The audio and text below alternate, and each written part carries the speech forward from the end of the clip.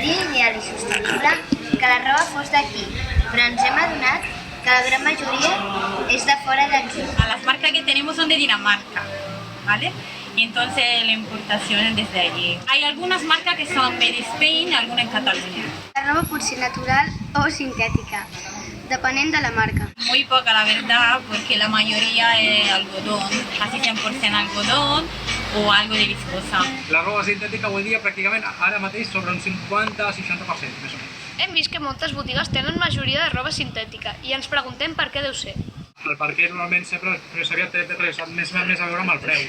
Hem descobert que algunes botigues, en comptes de llançar la roba quan acaba la temporada, el que fan és guardar-la per la següent temporada o per les rebaixes. Normalment sempre s'intenta acabar de vendre, si queda alguna cosa sempre es guarda per l'any següent.